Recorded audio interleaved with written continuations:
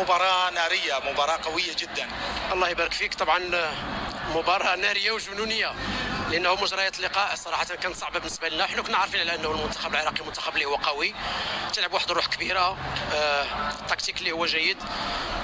لم تكن المباراه سهله، لا كنت صراحه يعني اللاعبين ديالنا قاموا بواحد المقابله اظن بطوليه اليوم، لاننا استطعنا ولو انه اخطانا في بعض يعني من اللحظات ديال المقابله وتسجلوا فينا جوج ديال الاهداف، وكانت بعض الفرص كانت ممكن تسجل، لكن الحمد لله انه صبرنا. وكيف ما سبقت وقلت قبل المقابله انه محتاجين اننا نصبروا في المقابله حتى نلقاو يعني الوضع ديالنا الطبيعي ونوصلوا لمرمى الفريق الخصم. الحمد لله انه رغم ما تسجل عندنا يعني الهدف واحد الوقت اللي هو صعب، قدرنا ان نرجعوا في المقابله وسجلنا، وهذا جيد جدا من ناحيه يعني الذهنيه.